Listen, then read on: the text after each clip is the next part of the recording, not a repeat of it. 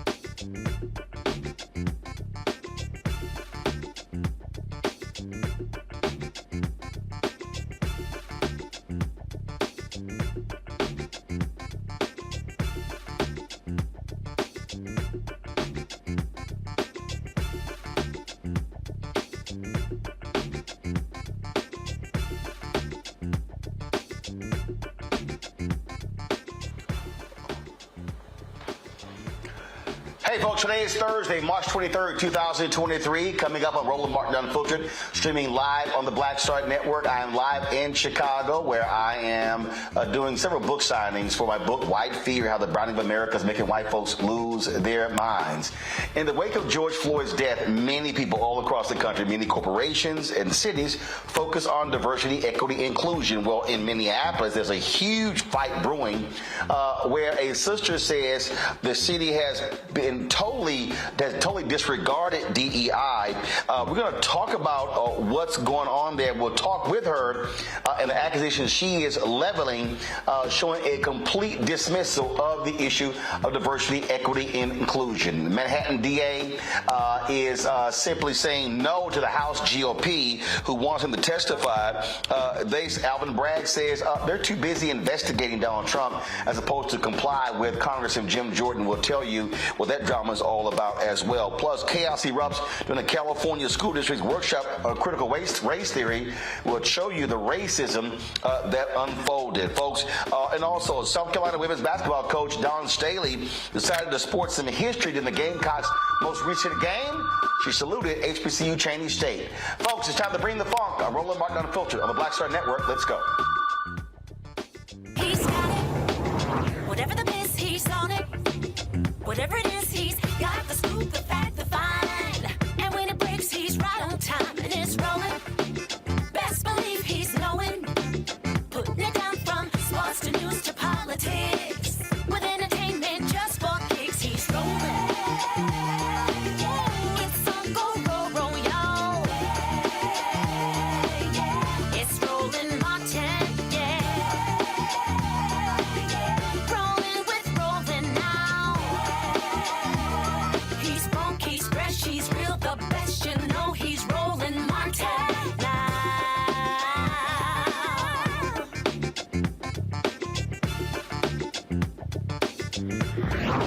Martin.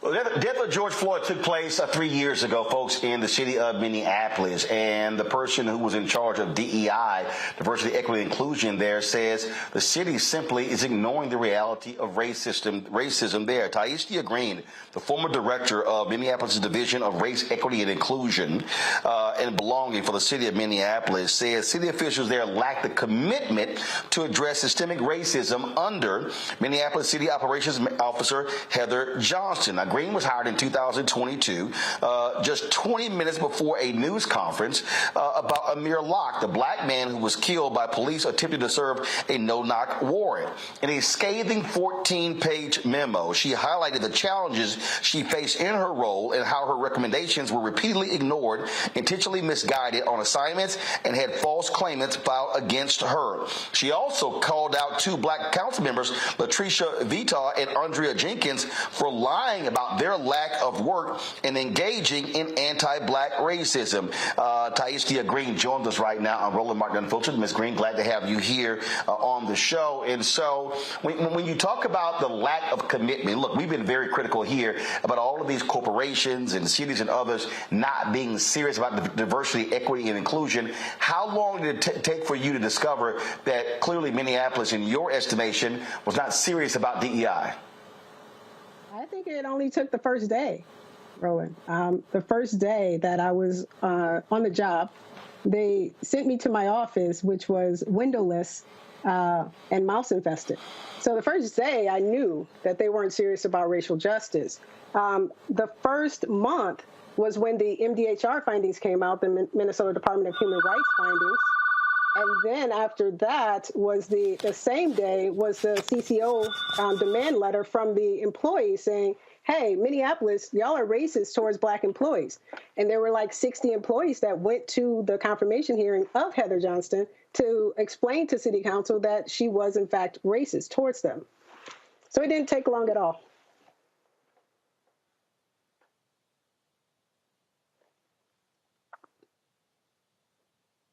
So what was interesting to me in terms of what you just laid out there, when you wrote this memo, what was the reaction? What did they say? Was there a meeting? Did they say, hey, let's address your concerns? They didn't respond. I sent that memo on March 6th. And on March 13th, I got a call from Heather Johnston, my direct supervisor, saying that I would have to be unappointed or I would have to resign. I didn't hear from anyone that I sent that memo to. I sent it to. I'm sorry. What does unappointed means? The position that I held in Minneapolis was an appointed position, so it's a city official position, and it's appointed by Mayor Frey. Okay, so were they saying, hey, either you resign or we're going to fire you? Yes, that's exactly what they were saying. Either you resign or we're going to fire you. Exactly a week after I sent that. And which option did you take? I took the option to let my resignation of February 21st stand. So February 21st, I did resign my position, citing the racism and toxic work environment and the sabotage of the Black Expo that I put on. I was asked to reconsider that resignation, and about 6 hours after discussions with the City of Minneapolis officials, I rescinded that resignation. So when they called me on March 13th, they said, you can let your resignation stand from February 21st, or we have to fire you. You were very critical of the two Black council members, so explain that. Well, Roland, all skin folk ain't kinfolk. And that is the situation that's happening in Minneapolis with Council President Jenkins and Councilmember Vital.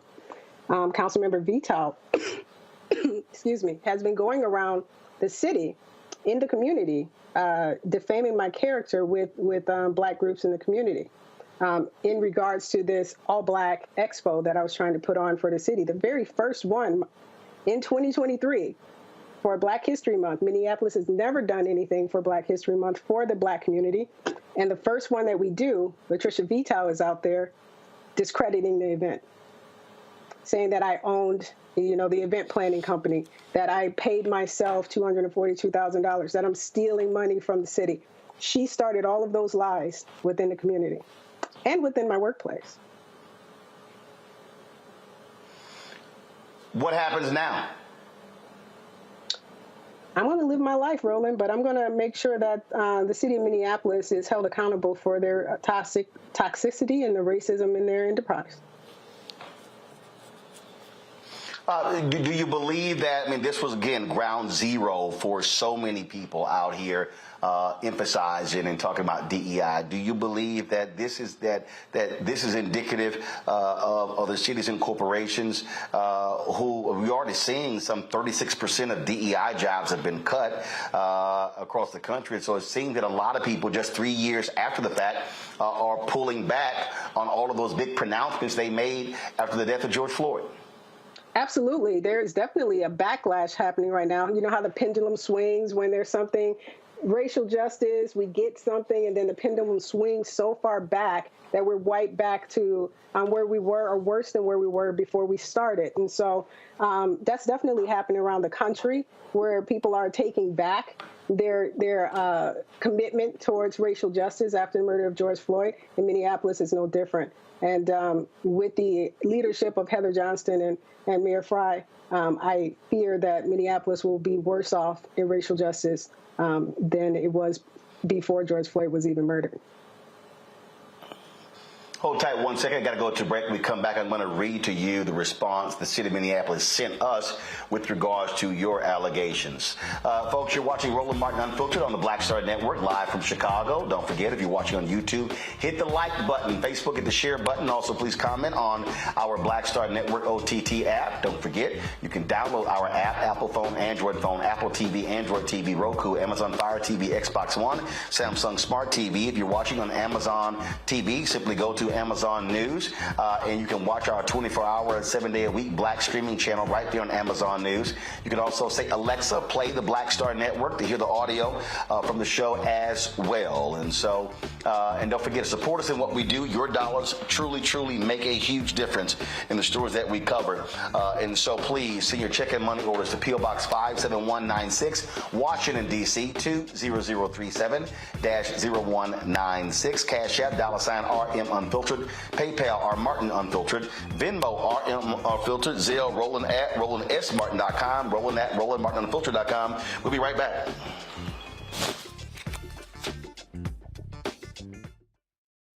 Hatred on the streets, a horrific scene, a white nationalist rally that descended into deadly violence. White people are losing their damn minds. As an angry pro-Trump mob storms the U.S. Capitol, we're about to see the rise of what I call white minority resistance.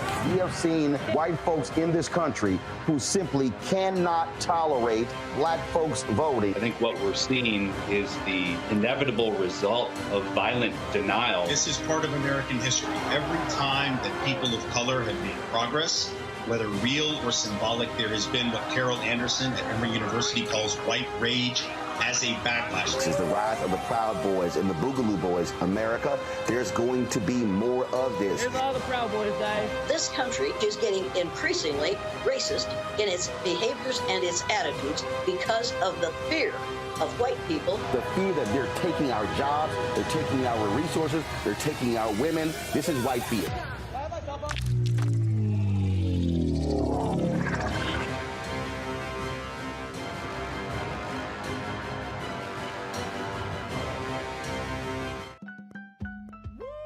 We're all impacted by the culture, whether we know it or not. From politics to music and entertainment, it's a huge part of our lives, and we're going to talk about it every day right here on The Culture with me, Faraji Muhammad, only on the Black Star Network.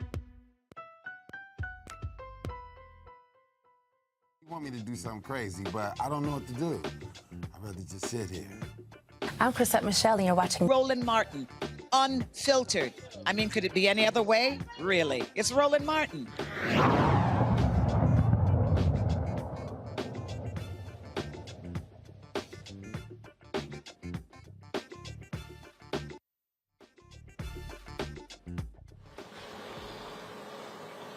All right, folks, welcome back to Roland Martin Unfiltered. So we reached out to the City of Minneapolis, and this is what they sent us with regards to the allegations of Tyeastia Green. The city disagrees with the characterization of the events outlined in the memo you shared in the news article. Many city staff worked tirelessly to make this expo a success, and it's disappointing to see them publicly criticized for their hard work on behalf of Minneapolis and its residents. The city is deeply aware of the toll structural racism takes on our residents, businesses, and workforce. The mayor and city council took steps to advance racial equity during the 2022 budget cycle by elevating the former division into the Racial Equity, Inclusion, and Belonging Department. In doing so, the city enhanced the influence and stature of this work in the city enterprise. The city backed up its department creation by investing nearly $800,000 more than for the 2023 budget than the prior year in increasing staffing capacity. Over the last several years, city leadership has also worked to build a more inclusive workplace and embed equity in policy and practice.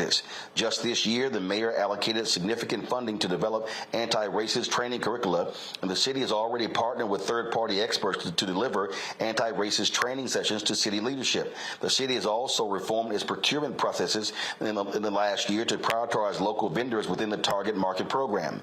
We have taken and will continue taking concrete steps to support the black community, especially when planning large-scale community events. The city auditor is undertaking a review of procurement processes underpinning the production of major events. As stewards of public funds, it's important the city follow processes that ensure public funds have public benefit, even if those processes can be complex. Ms. Green's memo is under review, and professional staff will determine whether further investigation is required. The city has a process for assessing and investigating allegations of discrimination and harassment, and is an equal opportunity employer that prohibits discrimination and harassment of any kind. All employment decisions are based on merit, performance, competence, qualifications, job requirements, and departmental need without regard to race, color, sex, including pregnancy or gender identity, religion or belief, national origin, sexual orientation, marital or parental status, disability, age, political affiliation, membership in an employee organization, military service, genetic information, or any other legally protected status or characteristic. Ms. Green, how would you respond to that statement put out by the city of Minneapolis to your memo? I think it's funny that they are taking credit for the work that I put in. And I also think it's funny that they're claiming that they increased my budget by $800,000. when most of my projects on my staff are multi-million-dollar projects, so $800,000 they know will not cover anything that I'm doing within the racial equity realm. The other thing, though, there was another thing that you said about them elevating my division to a department. When I was working at the City of Burlington and they offered me this position 20 minutes before the Amir Locke presentation or press conference, I put in my counteroffer that this position had to be a department head. I had to be the leader of an actual department. That was already solidified before I even got on the plane to come back home to Minneapolis. So I just think it's funny that they're putting in that information into their response. What is next for you? Roland, I plan to hold the city accountable. I put this memo out as the leader of that department, as the expert in this city, to say what we are doing as an enterprise is wrong. And there are several examples of why it's wrong and how it's wrong. So I'm calling on Jacob Fry, I'm calling on Heather Johnston to do something, even though I called those people out within the memo. I attached the HR director. Hey, I need you to investigate this. So the investigations that they're talking about that's happening right now, I called for those a week before they fired me. So I feel like I'm still going to hold them accountable for what they're doing. Minneapolis is a big machine. It's a big beast. And they're using their political and economic power to try to destroy me and try to silence me. But they won't. They will not. I will speak out about this. I will tell the world what they're doing in Minneapolis, the home of the murder of George Floyd, and how they continue to perpetuate not only systemic racism, but outright blatant racism every single day for the Black employees inside of that enterprise. And then after that, Roland, I'm just going to live my life. We really appreciate it. Thank you. Okay. All right. Well, we appreciate it. Thank you very much for joining us. Thank you, Roland. Thank you for having me. I'm bringing my panel, Dr. Greg Carr, Department of Afro-American Studies, Howard University, host of the Black Table on the Black Star Network. Reese Colbert, founder of Black Women Views, also has her own show every Saturday on Sirius XM Radio. Lauren Victoria Burke, who writes for the NNPA. Glad to have all three of you here. Reese, I want to start with you. I mean, this... And look, people have heard, I'm sorry, my apologies, Erica Savage, founder of the Reframe Brain, my bad, read that wrong. Sorry about that, Erica. So, Eric, I'll start with you. This is the thing that I have been focused on, and it has been sort of driving me crazy. And I keep trying to explain to people that, and again, whether you believe what Ms. Green says or not, I'm speaking overall about this DEI thing. I literally was at a private luncheon here in Chicago where I was signing copies of the book, and I was talking about how most of DEI is bullshit. And if you look at the trajectory of the history to understand the whole deal, there were positions in the 70s, and if you read Ellis Cose's amazing book, The Rage of a Privileged Class, he talks about African Americans who were stuck in vice president for community affairs jobs. These were the Negroes who were sent to black events to hold up large checks in small amounts. You go into the 80s and 90s, and then it became the chief global diversity officer or the head of diversity. And then now all of a sudden with DEI, is diversity, equity, and inclusion.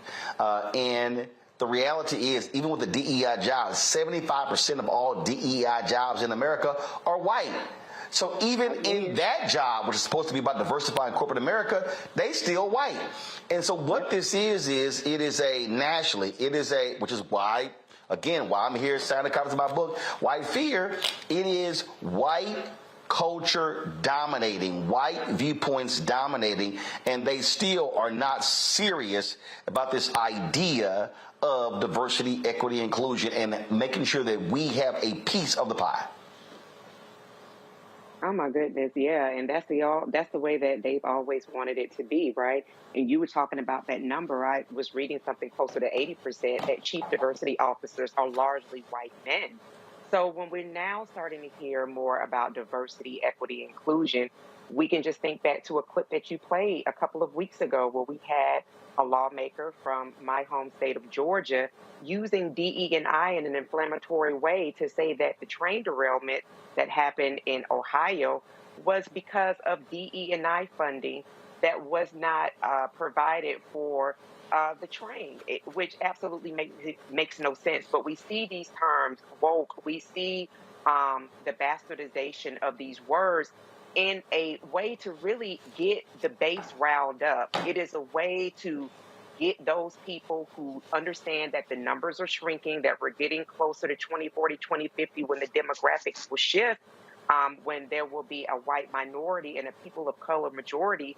And so they are throwing as much gas, as much fuel as they can to the fire to make the shrinking base more upset and more aggressive towards any efforts that would actually make the country work better. So what Ms. Green has shared, unfortunately, with regards to an appointed position at the local level, and this is why, again, people should be involved in what is happening in their city. I'm thinking that not knowing what happened during the proceedings of bringing up this event to let the community know that these things were happening, that if there were enough ears to the ground, that there could have been pushback to ensure that not only was the event held at a proper time, but that it was, in fact, successful. And this is what we mean by holding people accountable. So we have to pay attention to these hot button issues, because these are things that flamethrowers continue to flow in order to make people more scared, but also bring the base out to vote. Lauren Burke, the city released, they said, released a report, and they said that there was an investigation into all of this, and they said that that they could not substantiate the allegations she made against Heather Johnston. The city released a 22-page investigation report conducted by the Green Espel law firm with regards to the allegation of the racist and toxic work environment. And then they said that there were some of the concerns were addressed. The thing that I keep, again, just trying to tell people over and over and over again, that the problem that we have here is that if you want to truly confront and deal with this issue, you have to deal with what is structural, and you have to deal with who is in power. That's what it boils down to. Who is in power? Yeah, well, yeah, you'd have to deal with structure and of course, power, but also a lot of what was in that statement that was given to you with regard to Ms. Green, these are quantifiable things. You know, when you see in statements language like, we have donated significant funding, or we've done this or that with no numbers attached to it, you know something is probably wrong, because obviously with the government, everything is quantifiable.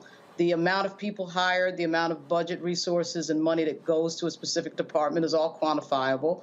Obviously, Ms. Green correctly pointed out that if you're not the director of something, you know, it's effectively meaningless, which it is. And of course, at most of these jobs in government, if you have no budget and you're not in charge of hiring and firing, then you're not really in charge of anything. So these DEI things are really just a PR move for the most part in a lot of these offices, to be able to say that they can point to a certain office and say, we've hired this person, this is the DEI person, so we can't possibly be racist because we have the DEI person. Of course, none of that is true.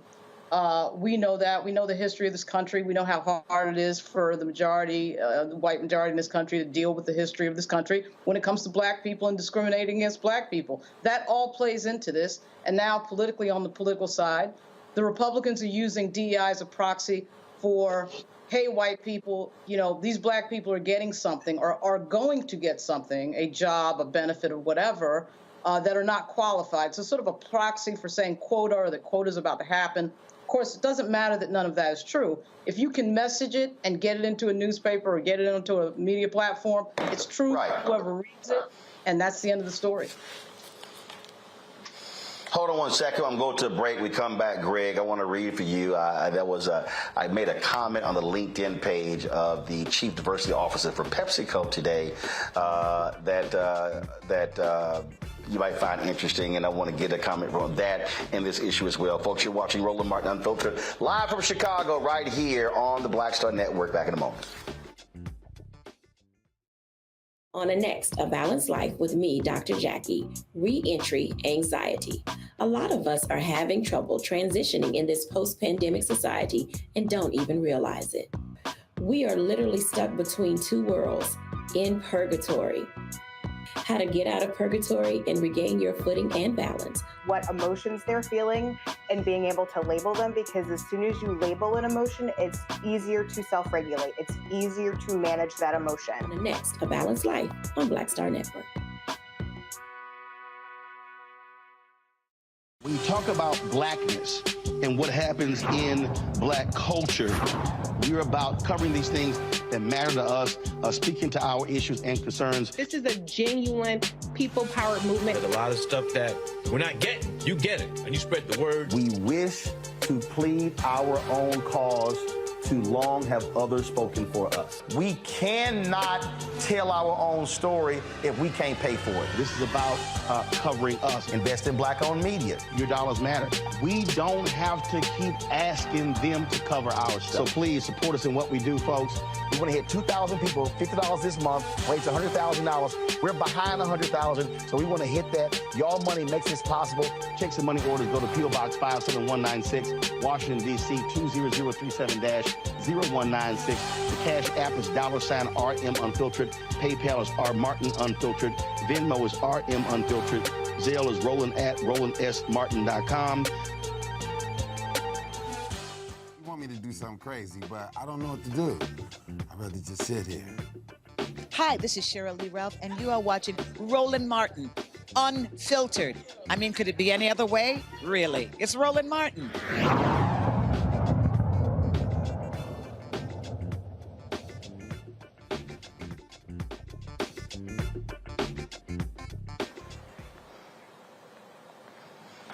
All right, folks, welcome back to Roland Martin Unfiltered here on the Black Star Network. So, Greg, today, Tina Bagalki, actually it was yesterday, who was the chief diversity officer at PepsiCo, posted this item on LinkedIn that I responded to. And it said, at PepsiCo, we're continuing to raise the bar on talent and diversity by being intentional. It was great to sit down with Simon Mainwaring to discuss our DEI strategy, partnerships, programs, and policies that help us build on our rich history. We are on a journey, and I'm hashtag PepsiCo proud of our work to advance this critical effort to ensure everyone at PepsiCo feels valued, heard, and supported. Read more on this great conversation with Simon in Forbes. Well, I mean, I saw that, and the article's headline was PepsiCo pours intentionality into its DEI efforts. And I responded, Greg, by saying, well, what is that strategy? I've had zero success in dealing with PepsiCo. This is the same company that signed on as a founding sponsor of Quibi, along with many others, and they had zero metrics, no proven track record, and they shut down 6 months after they launched. Quibi sold out their $150 million inventory and had no data to show. PepsiCo would never give millions of ad dollars to a black-owned startup. All I've gotten is empty meetings with PepsiCo, and I have a proven track record, successful show, and the only black news and information digital channel. My frustration is echoed by many in the black-owned media space. We're tired of press releases, panel discussions, and social media posts. Success with DEI is judged by only one metric: direct deposits to help black-owned media scale up. I'll be happy to discuss this further with your team. See, Greg, I'm not into the performative. It's what are you doing? Where's our money? Hashtag where's our money? Hashtag black economic social justice.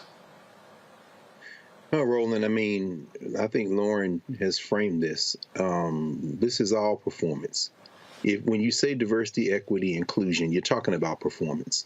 In fact, I don't know about maybe able to find it in a split second, but the most recent issue of Forbes magazine has Melanie Hobson on the cover, and it's talking about diversity and equity inclusion in the C-suites, in the corporate suites. And she's got a project that she has launched to increase that. Hey, that's great. Let me add very quickly, performance. How does that benefit the masses of black folk? When you start talking about a black-owned, black-run, black content, progressive, liberation-grounded black media unit, that's not something they're going to fund without pressure. And so, of course they're not going to respond to you. The only way they're going to respond to you is when we respond to you in enough numbers to scare them. They got scared 3 years ago. They got scared 2 years ago when people were out in the streets. And we know that Andrea Jenkins, who was the council chair there in Minneapolis, she was one of the 9 council members who voted to pledge to defund the police and use that money for public safety. Very quickly walked that back after, as Angela Porter, who's from that area, who's been on the Black Table many times, calls him crying Jacob Fry, the mayor of Minneapolis, who was so contrite in the wake of the George Floyd murder, vetoed a proposition to defund the police. And those council members had to, there he is, crying Jake. But again, they're not going to do anything you don't force them to do. Now, Sister Green, I think, is a victim of several things. Number one is activists typically don't get DEI jobs. She, as she mentioned, was in Burlington, Vermont for 2 years before she came home to Minnesota to take this job.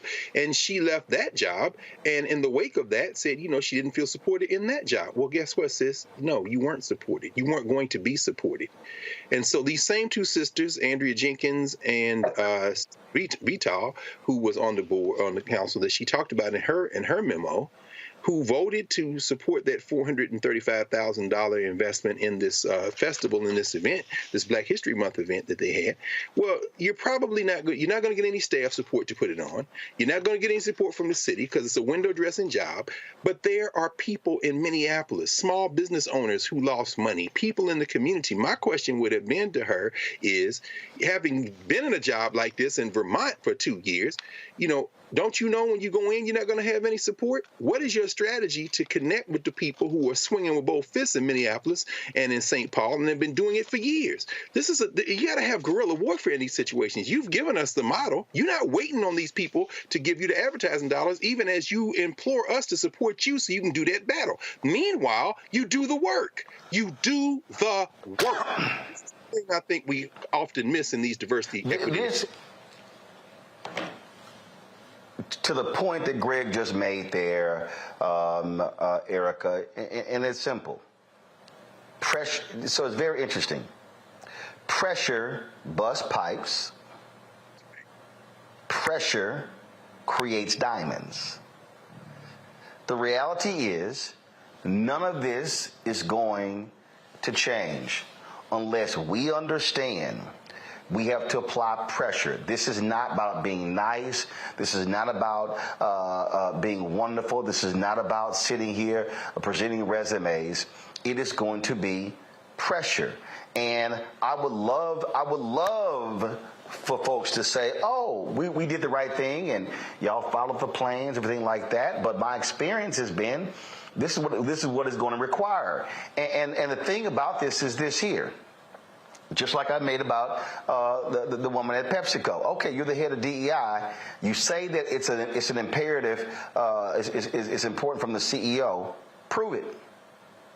And what we're talking about here, look at professional services. John Rogers, Arrow Capital, has been talking about this here. We talk about professional services. We talk about the studies that have been done showing the money these companies are spending on law firms, on bond firms, and on and on and on. Not just construction. They're spending millions upon millions, and we're getting locked out. And I keep saying to black people, we cannot be silent about it. And this is what I also keep saying to our black civil rights organizations, specifically the NAACP, National Urban League, Ribbon Sharpers National Action Network, Rainbow Push Coalition, and all of them. I don't care who you are. When we are targeting corporations, business folk need to be leading the negotiations, and the civil rights groups operate as the allies, because the business folks, we think in terms of multiple millions and billions. So Wells Fargo recently announced a $50 million commitment or donation to the NAACP. If Wells Fargo is giving $50 million to the NAACP, Wells Fargo should be doing $5 billion in business with black businesses and black companies. I'm not trying to play small ball here, Erica. I'm trying to deal with numbers that could dramatically change our community. Yeah, and to Greg and Lauren's point, I think the key word is not only performance, but window dressing. And I think that we've seen this story enough, we've read about it enough to know how this goes. We saw how tech companies made lofty pledges right after the George Floyd murder, and we saw that many of those pledges went unfulfilled, but that's not a surprise. I've talked about this three-pronged effort, and you just touched on it, Roland. We have to have people that are on the ground. We have to have people that are in the ear talking to people in the community. We have to have the power at the ballot box. And then as trillionaires, we have to exercise our economic power to drive the direction of what the change is that we want to see happen. And until we're operating and firing on all those three cylinders, we're going to see more of the same. The game of disappointment should really be over. We already know what is going to happen. And so to have people continue to play these games, to play with our emotions, so to speak, is really at a loss for us, and it makes bigger business for other communities and institutions. So at this point, we are at a place where we have to make a decision as a community, as a people, as institutions, as enterprises, as Ms. Green put it. How are we going to go forward? Are we going to go forward bending to the almighty dollar, or are we going to walk forward in the power that we absolutely have through that three-pronged effort? You know, Lauren, as I sit here and think about it, when I look at all of these commitments, when I look at these announcements that folk made, I'm going, okay, what's the Wendy's commercial? Where's the beef? Because at the end of the day, I'm not interested in your grants. I want to know, what are you doing? And for instance, I mean, I saw the Forbes article. PepsiCo announced they're going to over the next 5 years, put $570 million into black banks and Hispanic banks. Great. That's banks. Now, let's deal with all the other categories. And see, and I need our people. I need everybody, people who are watching, Lauren, and I hear the folk. Oh, man, all you sitting here is caring about yourself. No, we got to be able to change the economic paradigm of existing dollars. Because guess what? Wells Fargo wants us banking there. PepsiCo wants us drinking their products. McDonald's, Burger King, Taco Bell, they want us eating their products. PepsiCo wants us buying their chips and things along those lines. And so what I'm saying to Black America, we are sitting here investing in these companies with our purchasing power. We have got to switch the mentality and begin to understand that if we're sending money out and money is not coming back, then we ain't changing nothing. Yeah, I mean, there's a few things there, Roland. One you already hit on, which is that when black leaders, in my case, what I've observed is usually black elected officials are sitting at a table doing any sort of negotiation that involves money coming in and out of the community, and that could be anything in the community. It could be a business, it could be a casino, it could be a lot of things. It really is important, cannot say this enough, and this is obvious but needs to be said, that the person sitting at that table understands the details of business deals and the amounts of money that one can demand when some company wants to come into a specific community and do something. And a lot of times these are black communities. Recent example actually was Portsmouth, Virginia, and Petersburg, Virginia, where they're figuring out if they want to have a casino, and Richmond, Virginia.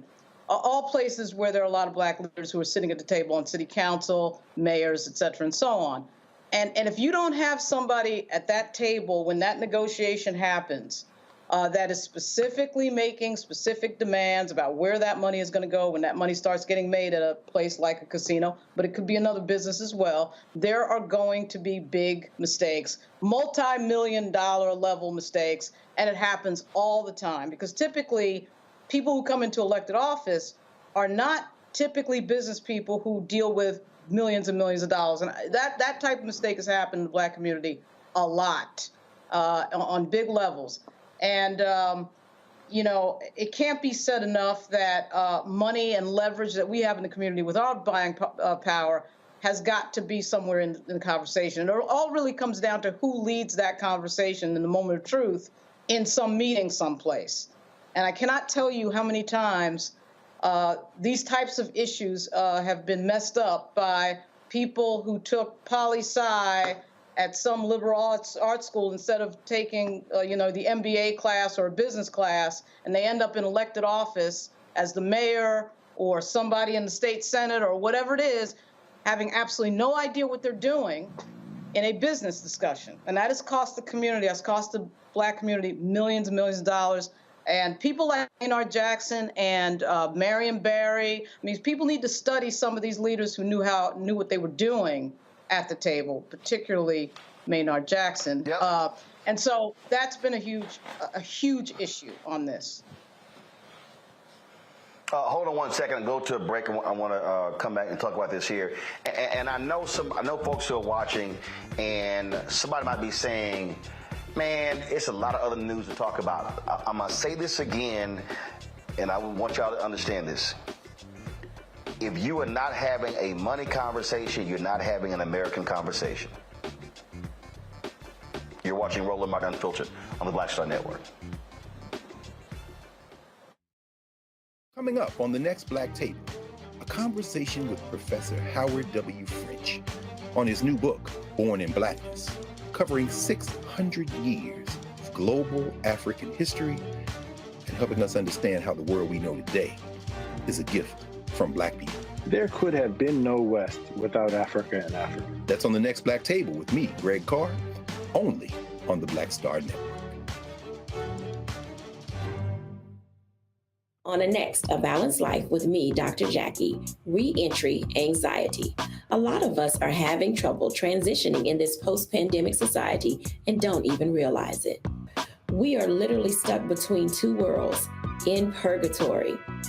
How to get out of purgatory and regain your footing and balance. What emotions they're feeling and being able to label them, because as soon as you label an emotion, it's easier to self-regulate. It's easier to manage that emotion. On the next, A Balanced Life on Black Star Network.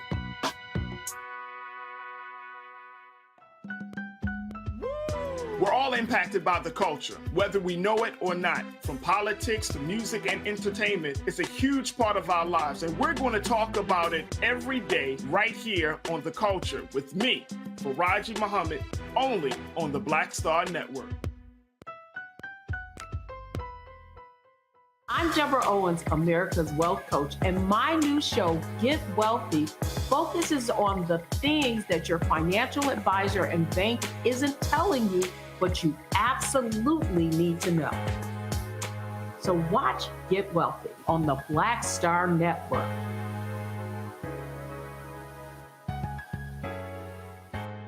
Hi, I'm Israel Houghton with Israel and New Breed. What's up, what's up? I'm Dr. Ricky Dillard, the choir master. Hey, yo, peace, world. What's going on? It's the Love King of R&B, Raheem Devon, and you're watching Roland Martin Unfiltered.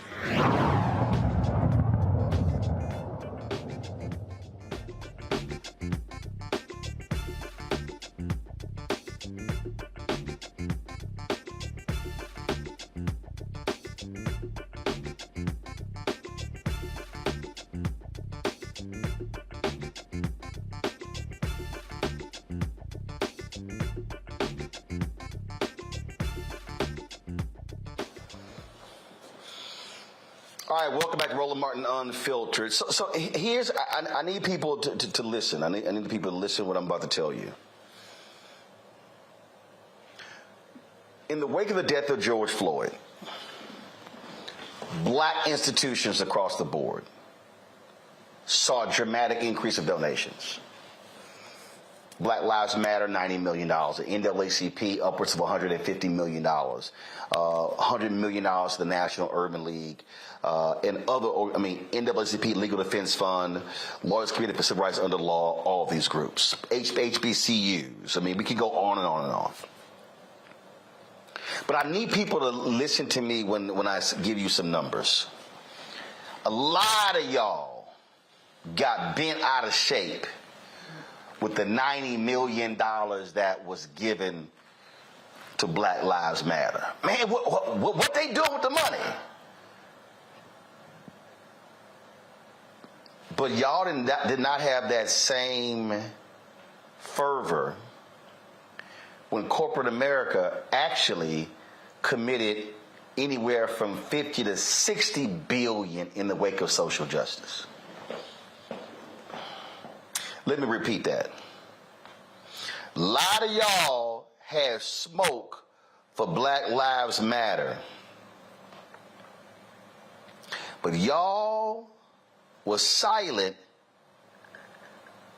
about the 50, 60 billion, but you had a lot of smoke for the 90 million. See, it's interesting to me, Greg, and this is to the point that Lauren just made there is a critical point. If we're going to change the paradigm, you've got to have people sitting at the table. And you've heard me say this, why I keep saying to these HBCUs, damn it, stop letting people negotiate media rights deals. Stop letting them negotiate pouring rights deals. Stop letting people negotiate apparel deals. And all you end up with is merchandise and social media posts and not millions of dollars when Michigan, Texas, Texas A&M, Ohio State are pulling down crazy amounts of money. Stop letting companies come to HBCU campuses with various initiatives and dangle internships when what HBCUs should be doing is extracting millions of dollars in investment into their programs.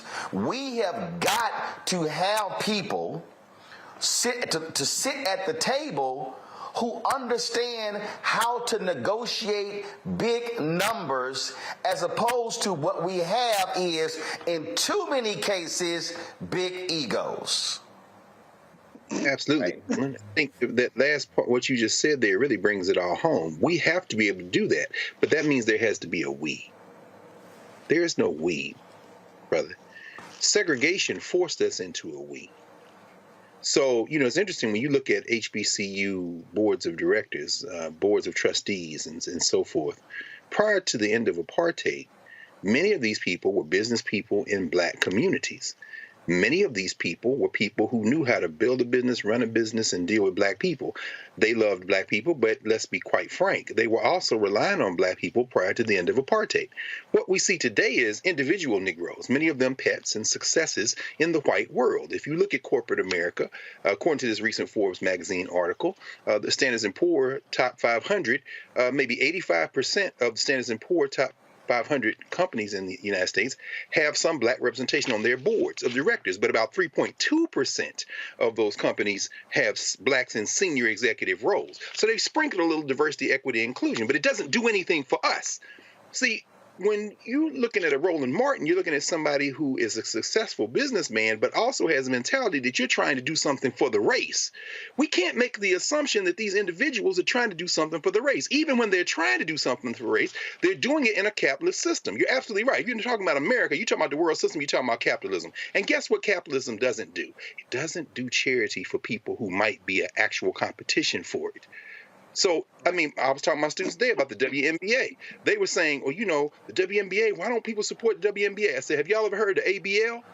It said, no. I said, look it up. And in that room, what they found was there was a professional league where the owners were trying to make partners with the players and make them part owners and move this together. And David Stern and the criminal enterprise known as the National Basketball Association put the ABL out of business, even though they subsidized the WNBA for years at a loss because they could not afford to have an independent entity take away from their captive market. See, the American Negro loves their master. And because you love your master, you won't turn around and support something like Black Star Network, which means the people have to support it. Woodson taught us this lesson.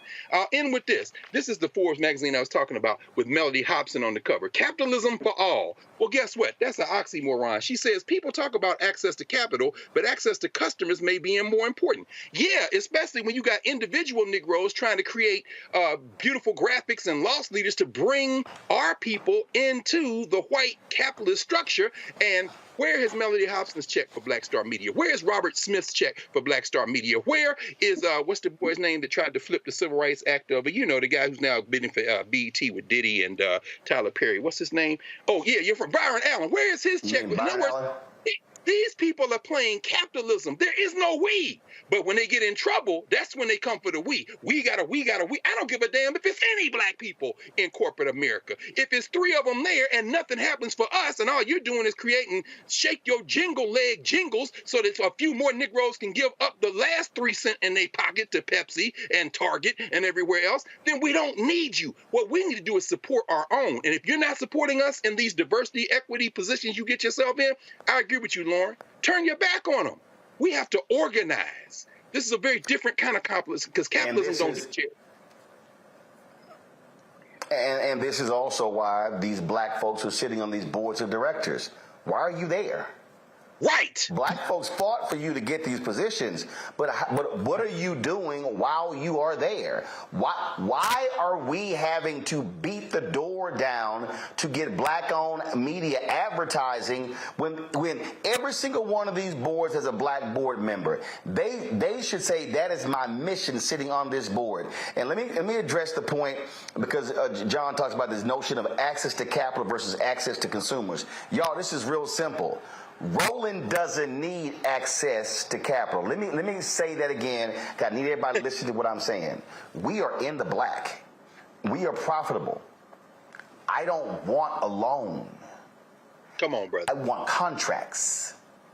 See, if I get contracts, I don't need loans. Loans, I gotta pay back. If I get contracts, then I'm still able to pay folk. Y'all, if we get more contracts, we don't need lines of credit. The lines of credit simply allows us to be able, if the company is going to be paying on a 180-day term, 6 months, well, the line of credit allows me to pay my expenses while the money is coming in. The problem, contracts. And that's, if y'all want to understand why we keep having all these other conversations, what's happening in Black America, it's because we are being frozen out of the economic pie. And so they want access to black consumers. They want access to black pocketbooks. They want access to black minds. They want to hire black people to be creative to produce the ad. Listen, I'm going to say this again.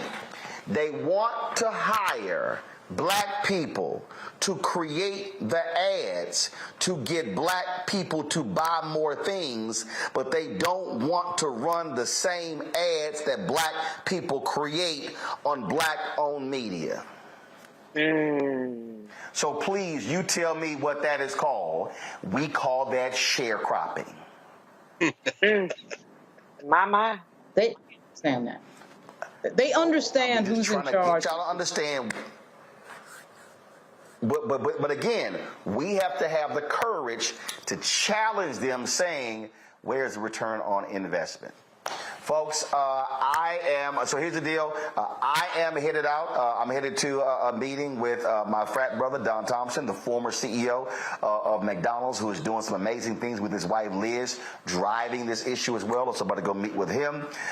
We've got a lot of other things that are happening. Greg Carr is going to take over the second hour of the show, folks. Don't leave. We got lots more to talk about. Greg, Erica, and Lauren going to be here, hold it down. And so I'm doing double duty here. And so y'all keep watching the Black Star Network right here. We're going to keep educating. We're going to keep trying to tell y'all, because everything I'm laying out to y'all ain't nothing but hard, cold truth. And the reason they don't want to fund black-owned media, because they don't want this conversation to be had to the masses.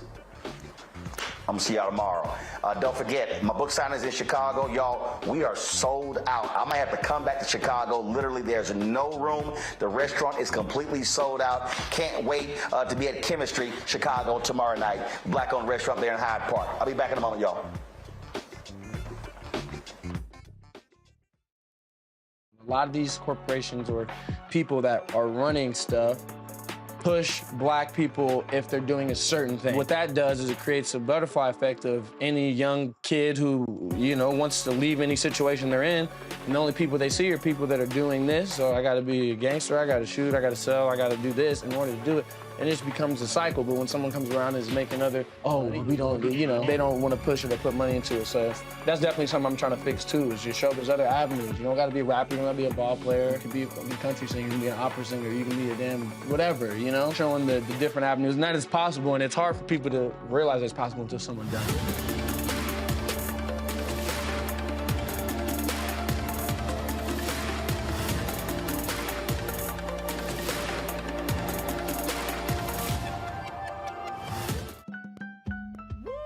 We're all impacted by the culture, whether we know it or not. From politics to music and entertainment, it's a huge part of our lives, and we're going to talk about it every day right here on The Culture with me, Faraji Muhammad, only on the Black Star Network. Hi, I'm Dr. Jackie Hood Martin, and I have a question for you. Ever feel as if your life is teetering and the weight and pressure of the world is consistently on your shoulders? Well, let me tell you, living a balanced life isn't easy. Join me each Tuesday on Black Star Network for A Balanced Life with Dr. Jackie. We'll laugh together, cry together, pull ourselves together, and cheer each other on. So join me for new shows each Tuesday on Black Star Network, A Balanced Life with Dr. Jackie.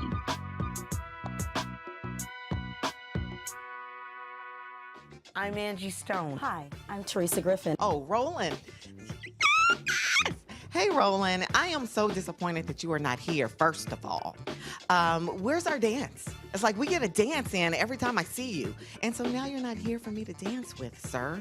You and your ascot. I need it. I need that in my life right now. Okay, I love you, Roland. What's up? I'm Lance Gross, and you're watching Roland Martin Unfiltered.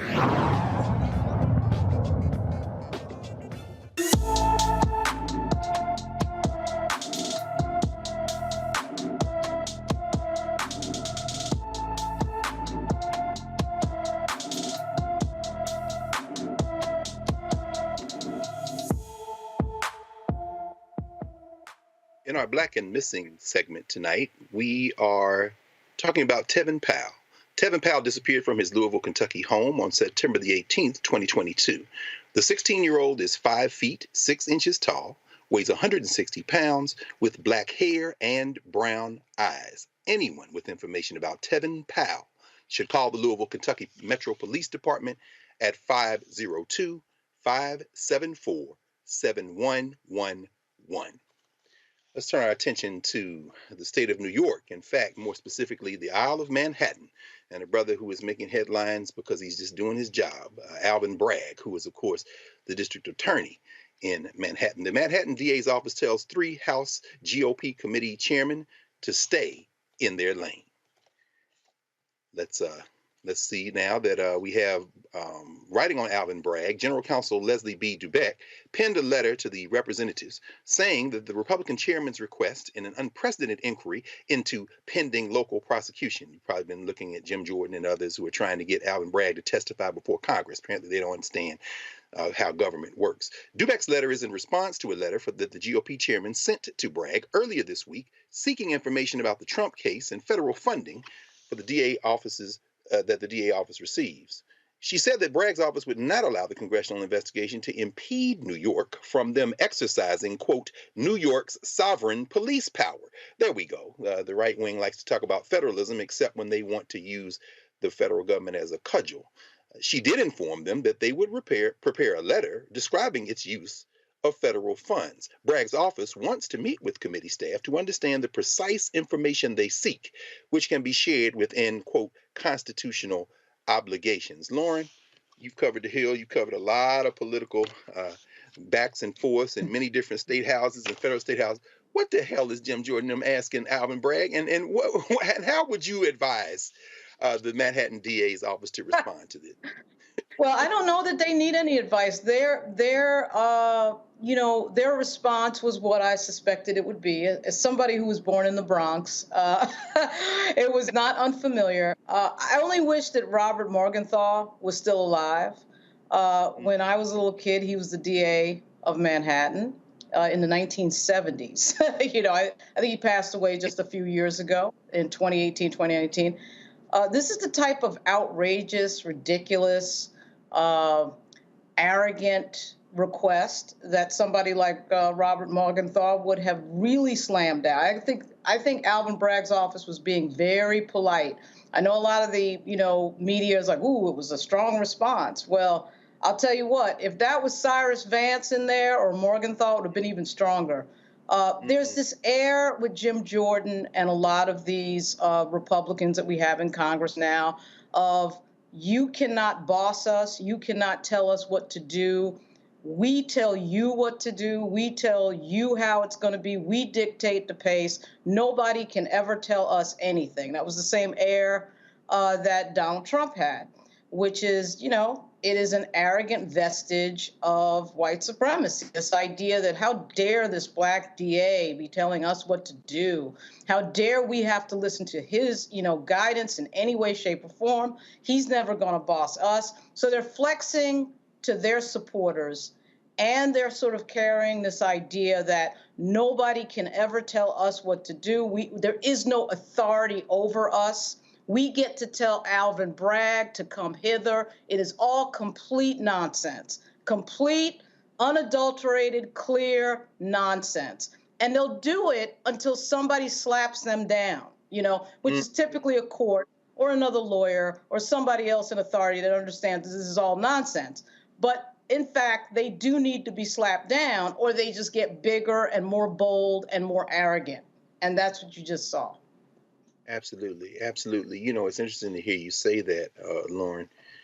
Certainly they could be slapped down. And the voters to keep returning these people to office, even though they're doing nothing for their constituents, nothing for their districts. Jim Jordan hadn't passed a piece of legislation yet, and yet he's got time to do all this. I'm wondering, Erica, as somebody who has literally worn the uniform of the United States and has been threatened with being put in harm's way to defend this country, I wonder if you have any thoughts about how this erodes the morale of people who have real needs in this country. And while they are waiting for people who they elected to return something to them by way of our tax dollars, they have to turn on the television, and sadly some of them watch Fox and other places where they're deluded and think these people are fighting for them, and they see this kind of shenanigans. Meanwhile, their lives continue to erode. I mean, any thoughts on this back and forth and what it does to people who are just trying to live their lives and wondering why Congress never does anything in moments like this, except things like this? Sure. So to the first point, the question that you asked me, I think that this is kind of the really built into the fabric of this country, in that it goes to show that white nationalism is in fact global, and that the notion that it is supreme is definitely laughable. But when you talk about the uniform, I think that, one of the things that I thought about with people that do serve in the military, most people that serve in the military are people that go to work. That's just a part of their job, that they do serve sometimes in peacetime, but that in the event of war or active theater, that they are saying that they are available to go to whatever space that's necessary.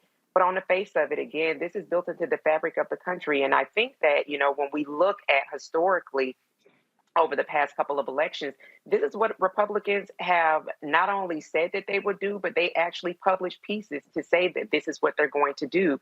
So it continues to go back to what are we going to do in response to that? We can't just do anything. That, the son of a Klansman would go on to his social media channel of choice and use language like calling District Attorney Bragg an animal, really goes par for the course. It goes back to what white nationalism is, and that it continues to be dogged in its whole apparatus to make itself supreme, which it shall not, never will be, and won't. And it isn't. So to people who are going about the business of working every day, a part of our work is to ensure that our present and our future has a better space than what we're facing right now.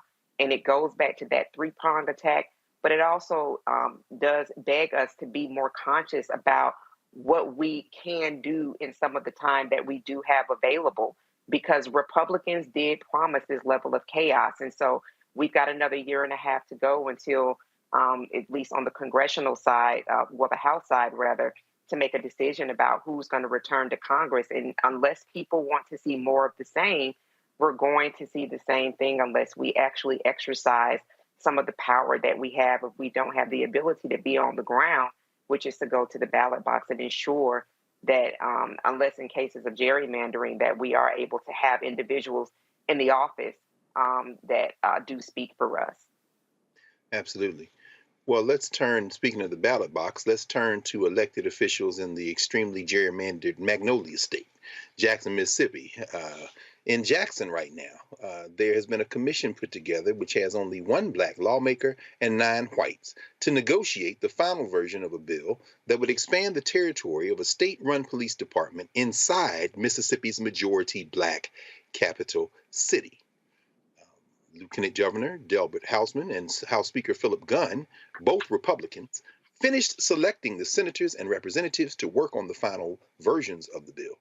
The committee has 8 white Republicans, 1 white independent, and 1 black Democratic House rep, Representative Earl Banks, as a negotiator of Jackson. I may have a little bit of a voiceover, but Mississippi's Republican-controlled state house passed the bill to expand areas patrolled by the state-run Capitol Police in Jackson and create a new court system with appointed rather than elected judges. Now, Banks, of course, voted against the bill. The negotiators face a deadline to finish their work by next week. The Senate voted to expand Capitol Police territory to the entire city, but the House voted for an expansion only into relatively affluent shopping and residential areas. When we come back from our break, we're going to ask Erica and Lauren their thoughts on this revived White Citizens Council in Mississippi as they try to take over the city of Jackson. So we'll be back in a moment here. You're watching Roland Martin Unfiltered on the Black Star Network. We'll be right back.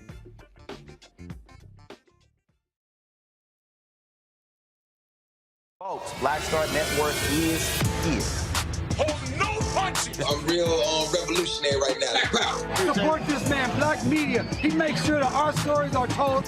Thank you for being the voice of Black America, Roland. Stay black. I love y'all. All momentum we have now, we have to keep this going. The video looks phenomenal. See, there's a difference between Black Star Network and black-owned media and something like CNN. You can't be black-owned media and be scared. It's time to be smart. Bring your eyeballs home.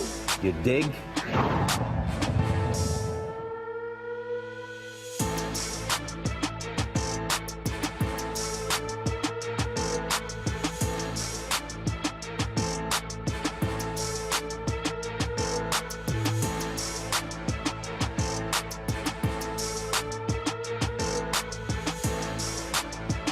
Coming up on the next Black Table, a conversation with Professor Howard W. French on his new book, Born in Blackness, covering 600 years of global African history and helping us understand how the world we know today is a gift from Black people. There could have been no West without Africa and Africa. That's on the next Black Table with me, Greg Carr, only on the Black Star Network. Hello, I'm Bishop T.D.J. How y'all doing? It's your favorite funny girl, Amanda Seals. Hi, I'm Anthony Brown from Anthony Brown and Group Therapy. What up, Lana Well, and you are watching Roland Martin Unfiltered.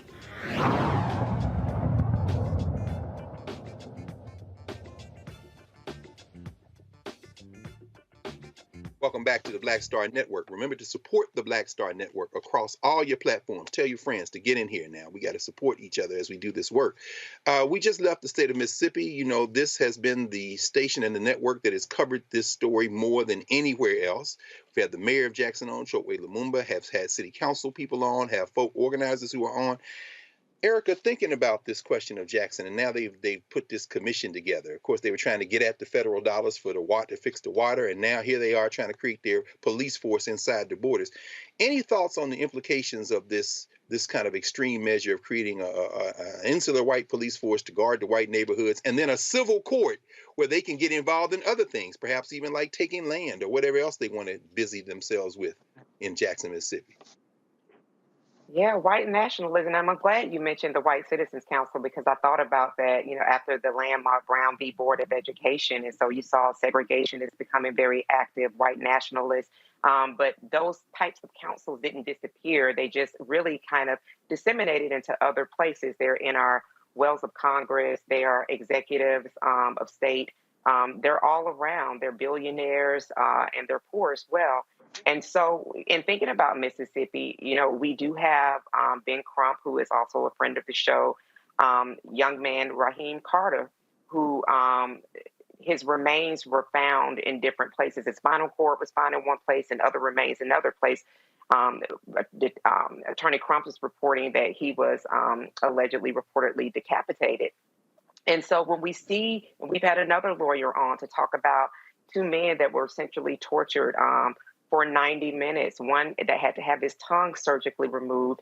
And in effect that both of those men who were African-American men, who are African-American men, were found to be dating white women. So we continue to see these atrocities that seems like something that could have been out of the 19th, 20th century and times before that are still happening. And it is because of Roland has laid out in this book, White Fear. We've been talking about this shrinking white minority.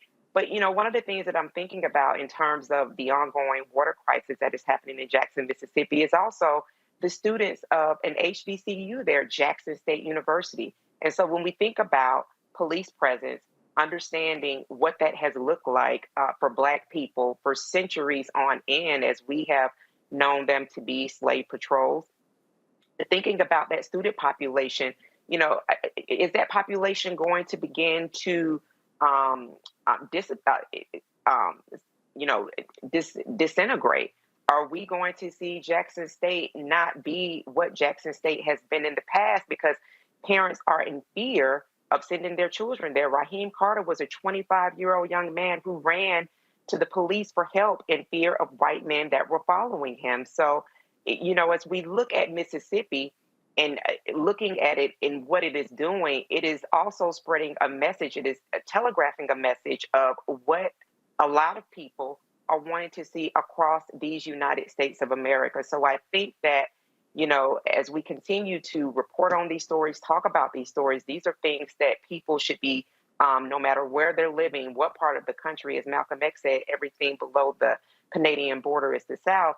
No matter what area of the country that we find ourselves in, these are things that we should be looking at and being very, very concerned about seeing these things replicated in our specific areas. Absolutely. And it's funny you say that. I mean, parents worried about safety. We heard Mayor Lumumba say that, Jackson State does not have its own water system, whereas they have created water systems for the hospital, for the district where the state house is in Mississippi, all this being apartheid. And then there's the class element, Lauren. It's interesting in the reports that we've been reading. Representative Banks, who was on the commission, said, I've heard from doctors, I've heard from lawyers, I've heard from retired people. People want more protection than they have now. How does class play a role in this? How does starving the city of resources? Jackson Police Department is terribly overburdened and short-staffed. I mean, how can we govern in a Black city surrounded by these white legislators who've just decided they're just going to run amok until, as you said in the previous story, somebody stops them? How do we move through this and make some progress? It's really difficult, particularly in Mississippi, because Mississippi is one of the poorest states in the United States. It's like 20% of Mississippi is below the poverty line. I'm really surprised that a lawsuit hasn't straightened some of this out over the years. That never seems to happen. The allocation of resources is obviously based on some sort of racist paradigm, and everybody can see it. When you have in Mississippi, 38%, almost 40% of the population is Black, but in Jackson, it's like 80% Black. And so it's a pretty amazing thing. I thought one of the most interesting things that you said in the read, in the open to the story that they're demanding, is this idea of appointed but not elected judges. Of course, you would have to want appointed and not elected judges when you have a population that's 80% Black, because if the Black people were making the decisions, which of course they're, functioning in this world where that of course don't want that to happen, they would have, of course, all the control over elected judges and any other elected officials for that matter. So there really isn't anything new here. I mean, this is Mississippi. This is the Mississippi of the 1920s, the 1930s, the 1800s. I mean, it's the same Mississippi it's always been. And other than the words from Nina Simone's song, Mississippi Goddamn, coming into my head, I really don't have that much of an answer for it. It just is. I've only been to Mississippi. I've been to Mississippi a few times, just going to Tunica for Benny Thompson's retreat. But other than that, I don't know too much about Mississippi other than the history that we all know, the reality that we all know. That has been some of the worst realities for African Americans in the United States, something that is never completely faced, something that is never completely looked in the eye of. And the way it's going, we don't seem to be getting too much closer at getting them to look in the eye of their own history. So it just repeats itself. As I don't need to tell Dr. Carr, it repeats itself. No. I mean, I think you're right, Lauren. I mean, I've been to Mississippi many times. I love flying into Medgar Evers Airport and sitting in the history. You're surrounded by it, and we know that history isn't in just books. The people fight. There's a new book, Jackson Rising Redux, Callie Akuno and Matt Meyer. We know that Mississippi is not going to take this land down. Certainly not the black folk in the city and in the state. Another sister who has been on these airways many times, Rukia Lumumba, the sister of Chokwe Lumumba, the mayor. Of course, their parents, of course, Nubia and Chokwe Lumumba, who was the previous mayor. There will be lawsuits. There will be fights. In fact, both of them are lawyers. In fact, Chokwe and Rukia. Let's move to another battleground for a few minutes. We're going to go out to California. This is actually, since we've been talking about Mississippi, the South in my tongue would pronounce this Temecula Valley, but it might be Temecula Valley. But at any rate, it's in California, and we're looking at critical race theory. We just saw what happens when black people speak publicly about critical race theory, and we also know that conservatives are trying their best to erase black history for the last few years. In fact, they've coined banned critical race theory, or as they might call it, CRT, which is not taught in grade schools, by the way, as their rallying cry. Well, during this year's Conservative Political Action Conference, also known as CPAC and some other names we won't repeat here, one woman clarified what she thought should be taught in schools. Well, and I get very aggravated because I notice the folks who push CRT do not seem to take the time to teach about Frederick Douglass, who was a great black founding father. They have erased the work of early black people in this country. Frederick Douglass, Harriet Tubman, many of these things, we're not taught about them and their full capacity. Right. So what we need to do is we need to get rid of this CRT nonsense and start teaching more about what Harriet Tubman, Frederick Douglass, John Brown, the person who stole the Confederate ship, W.E.B. Du Bois, Marcus Garvey, Malcolm X, Martin Luther King, Farrakhan. I mean, you know, the list goes on. The list goes on. It's crazy. It is a robbery of both black and white children to not teach that history, because black children should be knowing that there were great black leaders that they can identify with. And it's like none of these kids know who Marcus Garvey is. Yeah, exactly. Now, while we're letting that percolate, and our ally there doing the best he can, it's Du Bois, as Dr. Du Bois often reminded, not Du Bois. And the guy he couldn't name was Robert Smalls, who stole the ship the Planter in South Carolina and sailed that Confederate ship. Of course, came back as a congressman. But while we're letting that percolate, and maybe we'll get both of yours comments after the break, I want to put this one on the table in the spirit of that. That wasn't from California. That was from CPAC a couple of weeks ago here in the DMV. But in California, there was a brother who spoke up at a critical race workshop and was removed. Chaos and confusion, in fact, erupted during a California workshop about critical race theory. A black man who attended the workshop decided to speak up during the event to share his dismay with the board's decision to ban CRT when it's not even taught in their classrooms. Dear Temecula Valley School Board, I am writing to express my deep disappointment and disapproval of your recent decision to bring in a panel of so-called experts on critical race theory, CRT. It is widely recognized by the vast majority of experts that bringing CRT into the K-12 classroom is just as outlandish as bringing calculus to the first grade classroom. Neither idea is viable or credible. Therefore, it is asinine to ban CRT when it isn't even taught in any K-12 classroom in the United States of America.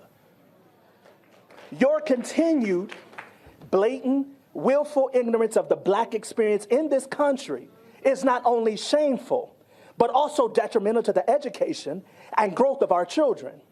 As Frederick Douglass once said, I say it with a sad sense of disparity between us.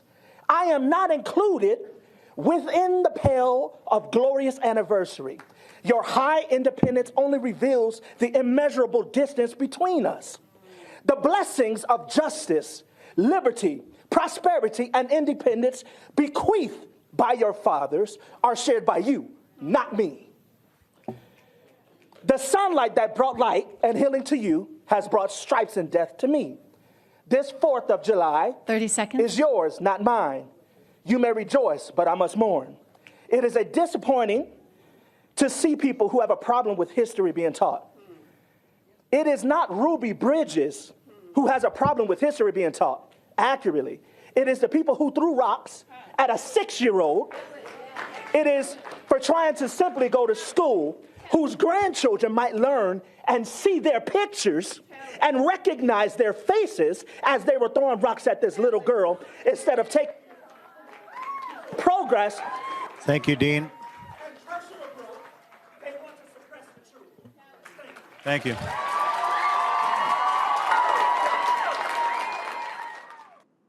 Shortly after sharing his thoughts, the Black man said a white woman told him to leave the country. That's when Joseph Komorowski, the school board president, gave him a warning instead of asking the woman to leave. The Black man was escorted out of the building. His removal was met with boos, and many called for the white woman to be removed instead. Now, do we probably should go to a break and come back and maybe we'll watch the video and get some response, or should we?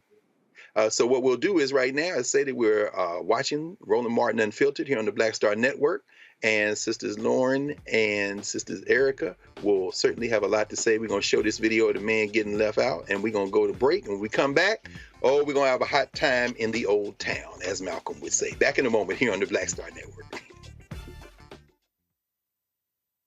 Coming up on the next Black Table, a conversation with Professor Howard W. French on his new book, Born in Blackness, covering 600 years of global African history and helping us understand how the world we know today is a gift from Black people. There could have been no West without Africa and Africa. That's on the next Black Table with me, Greg Carr, only on the Black Star Network.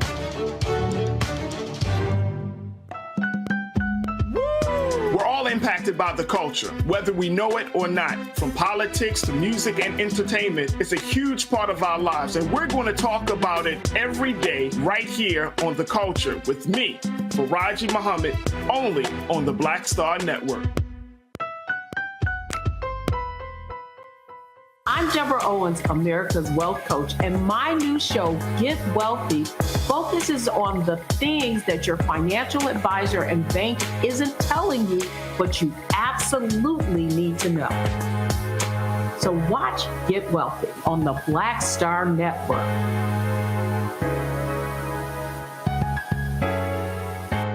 Hi, I'm Dr. Jackie Hood Martin, and I have a question for you. Ever feel as if your life is teetering and the weight and pressure of the world is consistently on your shoulders? Well, let me tell you, living a balanced life isn't easy. Join me each Tuesday on Black Star Network for A Balanced Life with Dr. Jackie.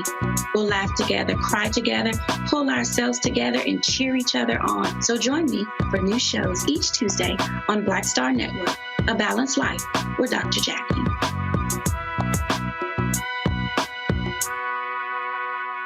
What's up, y'all? I'm Will Packer. Hey, everybody, it's your man, Fred Hammond. Hi, my name is Brescia Webb, and you're watching Roland Martin Unfiltered. Well, I like a nice filter usually, but we can be unfiltered.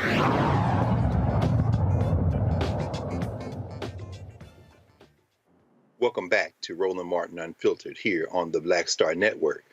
When we left, we heard a very stirring excerpt from What to the Slave is the 4th of July from Frederick Douglass. A brother stood at the school board meeting and had some comments on the attempt to ban something that isn't even taught, critical race theory, in the classroom out there in that California school district. And as we told you, the school board president, Joseph Komorowski, instead of asking the woman who told the brother to leave the country to leave, he gave a warning to the brother who stood up and bravely confronted this foolishness.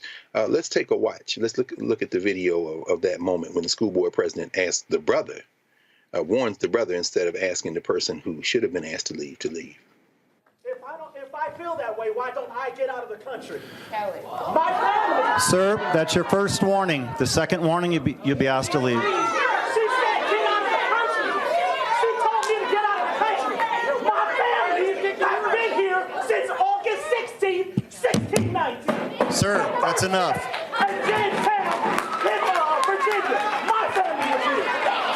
We've been slaves for 400 years. Jason, please escort this man out of the building. Thank you.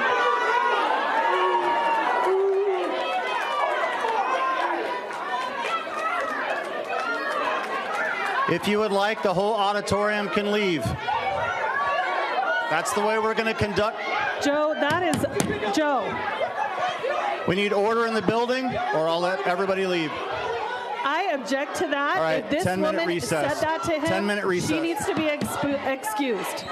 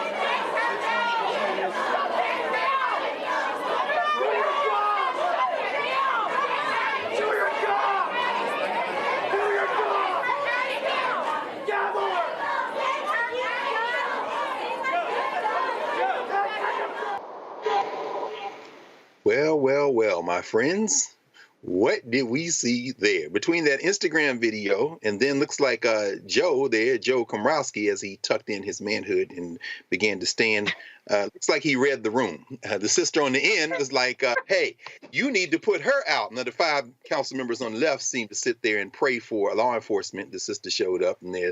But can somebody please, Lauren or Erica, just please, what were we looking at? And we're like, what is this climate? Looks like the audience was really with the brother, but then again, it was kind of hard to decipher. Lauren, what you think about it? Well, we're looking at a few things. We're looking at social hierarchy. He picked the white woman over the black male, no surprise, when he could have very easily have said, okay, both of you need to leave. You know, in fairness to him, he may not have heard what the woman said. Of course, the woman in the audience yells up at him and tells him what the woman said. He can clearly hear what the black male said because the black male's yelling at him. Salute to that guy, by the way, who's from Virginia. My mother's from Virginia. We need more guys like him in Virginia. But anyway, there's some social hierarchy. I think we're also seeing, you know, in a more general sense, a sort of growing trend in this country of an inability for people to listen to people who they disagree with and be civil while they're listening to people they disagree with. In my line of works in the government, whether it was the federal government or the state government in New York or Virginia, I've had to be in many meetings where I was listening to people I did not agree with. I sat there, I listened, it was civil. I lived, they lived, the world didn't end. I'm sure, Erica and Greg, you probably saw in the news recently, Stanford Law School had an incident with a conservative judge named Kyle Duncan. He came at the request of the Federalist Society which is, of course, a very conservative group, whether it be the student group or the national group, a very conservative group. He was shouted down and kind of ran out of the, he was run out of the room. He wasn't really allowed to talk. They shouted him down. I'm not a big, fan of the Federalist Society. I thought it was totally wrong. I think you're in school to hear people's opinions. You're in school to learn things. You shouldn't feel so sensitive about somebody who may disagree or hearing somebody who may disagree vehemently with that you can't hear it. There's that famous scene, Erica and Greg and Malcolm X, where Malcolm X is coming out of the school. I don't know whether that's real or not, whether he probably did, I'm sure, address many colleges and universities. But I thought it was interesting, and the white woman comes up to him and says, what can I do as a white woman who believes in justice? And Malcolm, Denzel Washington playing Malcolm turns and says nothing. I don't know if that ever actually happened, but I thought to myself looking at that scene and also thinking about the James Baldwin video. I think he's at Oxford, and he has that famous argument with William F. Buckley. Baldwin basically beats Buckley at that argument. Everybody's listening. Everything's cool. We have a growing thing in this country now, though, of people not being able to listen to things they don't want to hear and shouting each other down. And that's primarily what I think we just saw there, what Jonathan Haidt refers to as the coddling of the American mind. I think it's a growing trend. I think it's a dangerous trend, quite frankly. Even in cases where, people are saying things I don't agree with, I do think it's dangerous, particularly in academia. But this is a school board meeting. We're seeing this level of contentiousness in these school board meetings. I understand that we understand that CRT is a fake convention. People understand that. At the same time, I think the way you beat people's ideas is with other ideas. You notice that once he starts quoting Frederick Douglass is when, everybody starts shifting in their seat, because once you start getting closer to the truth has power. Those words have a lot of power. You see what the result is. I always know in an argument where I'm winning because people just start to shift. They start to interrupt. That's when you know you're ringing the bell, and he rang it. And it's just a very interesting thing to watch at this moment in our country. We have these changing demographics. That's very true, Lauren. Yeah, we're in a state where I doubt of the two of them whether Joseph Komorowski's ancestors or the guy he called to put him out have been in California longer than that man. Since so, but it's very interesting, Erica, just listening to Lauren talk about this and think about how many things were going on in that moment. The escalation, the potential that it could have turned into something else. The crowd was seeing to back the brother and saying, put her out. And that white man had threatened to put everybody out. But apparently in that moment, he thought better of it. How do you interpret what we were looking at there and what it says about where we are in this country in terms of the ability to listen to each other or to try to exert some authority to just impose our will? Yeah, well, we talked about this before with kind of like flamethrower words. So, there's been a significant portion of this country, 70+ million that did vote for the son of a Klansman, that have really been taught to really respond to specific words. And so, the latest one is woke. And so CRT has definitely been one that they have been trained to respond to. But be very clear that this has always been the path, that the protection of Carolyn Bryant is at all costs. So it was no surprise that he was warned and then effectively thrown out. And then the woman who made the inflammatory response to him, saying to get out of the country, which is laughable, was protected at all costs. But, this really makes me think about the congressional hearings on gun violence. And this was really a powder keg moment, particularly when we see school boards across the country that are becoming more and more partisan, that people are having to declare the party that they belong to, that these are people that are effectively supposed to be making decisions about the safety, about the protection and the education of our kids. And so I think that we are on the precipice of a very, very dangerous moment, just thinking about, if there could have been one person that would have been in that room, God forbid, that at, hearing voices elevated, a black man and a white woman could have begun to shoot.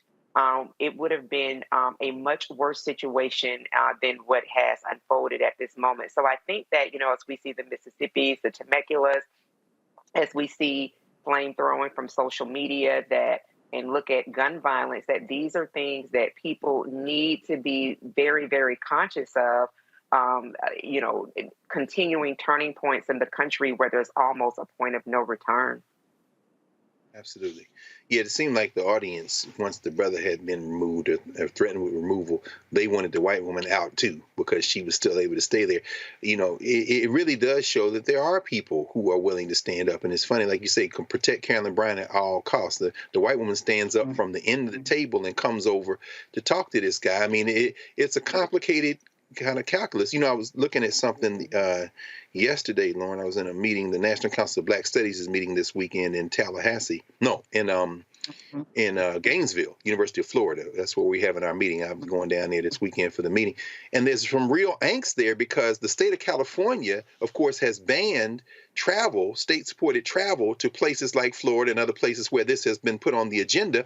But one of the things that's upsetting is young black kids in California schools who want to take HBCU tours because the state is threatening not to reimburse them for these tours, and now they can't go to these campuses that they want to go. Any thoughts on how this CRT war may impact even in terms of federalism and trap people who are in some of these states from being able to engage in the kind of face-to-face dialogue that might ultimately prove beneficial?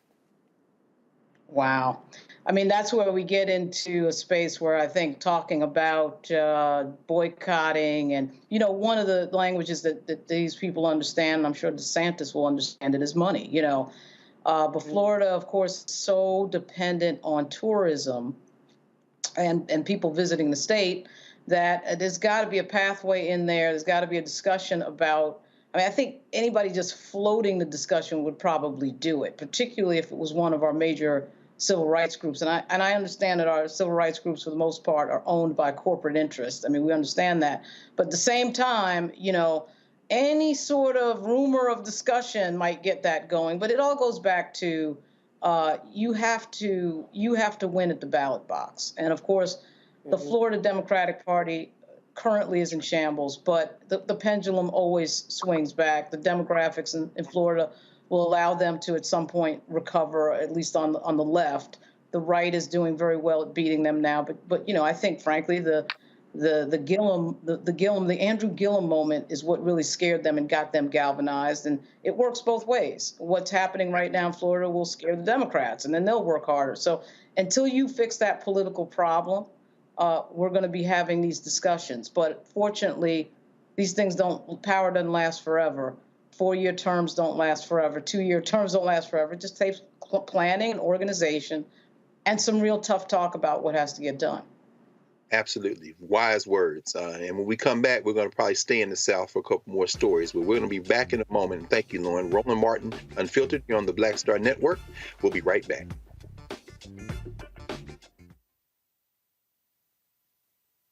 Hatred on the streets, a horrific scene, a white nationalist rally that descended into deadly violence. White people are losing their damn minds. As an angry pro-Trump mob storms the U.S. Capitol, we've seen We're about to see the rise of what I call white minority resistance. We have seen white folks in this country who simply cannot tolerate black folks voting. I think what we're seeing is the inevitable result of violent denial. This is part of American history. Every time that people of color have made progress, whether real or symbolic, there has been what Carol Anderson at Emory University calls white rage as a backlash. This is the rise of the Proud Boys and the Boogaloo Boys. America, there's going to be more of this. Here's all the Proud Boys, guys. This country is getting increasingly racist in its behaviors and its attitudes because of the fear of white people. The fear that they're taking our jobs, they're taking our resources, they're taking our women. This is white fear.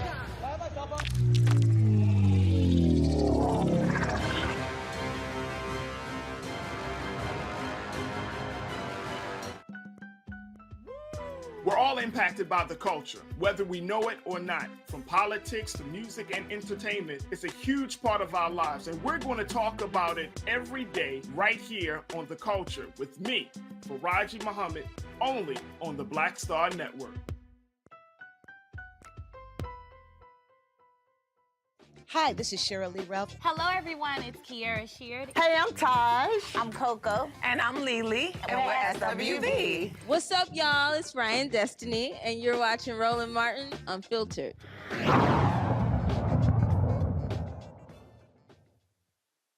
Welcome back to Roland Martin Unfiltered here on the Black Star Network. Remember to support the Black Star Network. Tell your friends, your family, wherever you are in the world watching this over-the-top streaming network. We're going to stay in the South. We're going to bring in Tennessee. We're going to bring in Georgia. We're going to bring in, by proxy, Alabama. And we'll probably even name check South Carolina. Let's do these in rapid robin fashion. And then we'll get Erica and Lauren to comment on any of the stories that resonate with them. First, from Tennessee.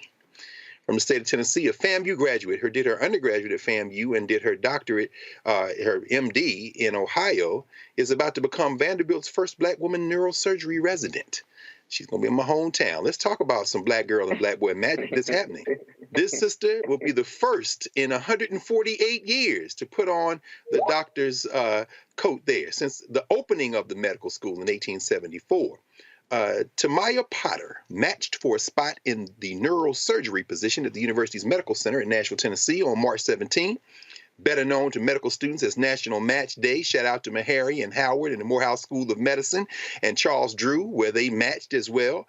Thousands of graduate medical students all over the country learned where they would go there and do their residency training for the next several years.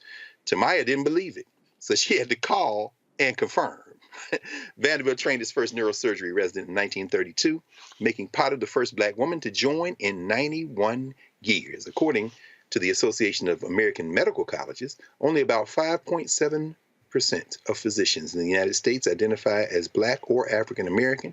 The association found that there were only 33 Black women in the neurosurgical field as of 2018. Let's go to Georgia, where a Black editor was named to lead the Atlanta Journal-Constitution. The AJC named its first Black editor in its 155-year history. It's a shame we're doing these still breaking barriers at this late date. Leroy Chapman Jr. was announced as the new editor-in-chief after 12 years at the Atlanta Journal-Constitution. He's been serving as its managing editor since 2021. So as Lauren knows, he's been running the paper, so now he gets to be the editor. He will take charge of a new staff operating about over 125,000 print and digital subscribers and about 6 million unique online monthly visitors. Before coming to Atlanta, Chapman worked in South Carolina as a government editor at the state newspaper in Columbia and as a columnist and editorial writer at the Greenville News. The 30-year journalism veteran will succeed Kevin Riley, who plans to retire later this year. Our next story involving Amir Questlove Thompson, who is from Philly, but his people from Mobile, Alabama, as we found out as he helped work on the documentary on the Clotilda there in Mobile. One of the nation's most celebrated artists has found another creative outlet. Grammy Award-winning artist Questlove is launching his own book imprint at MCD Books, which is a subsidiary of Farrar Straus Giroux, FSG. Named in honor of the late artist Prince, Aua Books, as in that bird call that Prince and Morris Day and them used to do, will feature a mix of fiction and nonfiction that ranges from memoirs to books about music, history, and business. The first book to be released will be a memoir of the man, funk music icon Sly Stone. Of course, the title of the book, as we can all imagine, is about to be Thank You for Letting Me Be Myself Again, written with Ben Greedon. Next year, Questlove and Greenman will team up for another book, Hip Hop is History, an examination of hip hop's first 50 years. Questlove has already written several books on his own, including Mo Better Blues, Creative Quest, and Music is History. He also has a children's book on the way. Sisters, we're going to put one more conversation in the rotation, and this is coming from the current coach of the champion South Carolina women's basketball program, Philly's finest, the great Dawn Staley.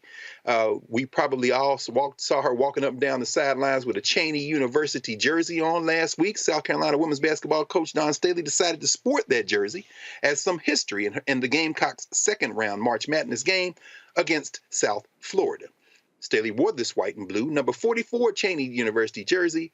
Of course, not only is Cheney the nation's oldest historically Black college and university, in 1982, its women's basketball team became the first and only HBCU to reach the Final Four of the NC2A tournament, ultimately falling to Louisiana Tech in the national championship game. Shout out to, of course, the great all-time coach of that team who went to Iowa and then Rutgers, Vivian Stringer. She was the women's basketball coach, and next door, John Chaney was the men's basketball coach at Chaney at the time. During the post-game interview, Dawn Staley was asked to explain why she wore the jersey. I think we got some sound. I'd rather have her tell the story if y'all don't mind, if y'all got it teed up. Tell us Yes, a little ma'am. bit about your Cheney jersey wearing today, just where you got that, and why you decided to rep them today.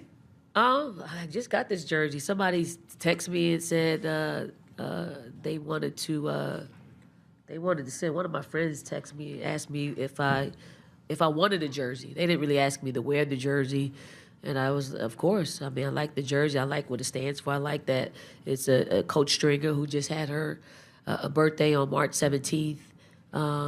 Yolanda Laney, who wore this, not this jersey, but she's from Philly, grew up, you know, she actually started leagues for us. Like when I was younger, we played in something called the DBL, and she was very much a part of creating that league to give younger players an opportunity to just come together and play in the summertime. So fond memories of that. I mean, Chaney State was the only HBCU to make it to a Final Four, and for them to be led by Coach Stringer, who opened doors that now I walk through. I mean, it was a truly honor to wear this jersey and to represent them. Sisters, I'm going to ask for you all to have any comments on any of those stories. I do want to mention, of course, as we know, that when South Carolina won the national championship a couple of years ago, as we saw, Dawn Staley cut down the net and took a piece of that net and gave it to every black woman coach who was coaching right now, including that young sister at Ole Miss who just won her game, because she said Carolyn Peck, when she won, became the first black woman, of course, to win the national championship. When they cut the net down, she sent her a string of it. And I should mention one other thing before I ask Eric. Maybe I ask you first, and then ask Lauren to comment on any of the stories. I want to mention, of course, congratulations to my friend and our sister Yolanda Pierce, who is currently the dean of the Howard University School of Divinity. She will be also going to Vanderbilt. It was just announced yesterday. She's about to become dean of the Divinity School at Vanderbilt University. So they're gonna get some good old black theology, my friend Yolanda Pierce. So, any thoughts on any of those stories, Erica?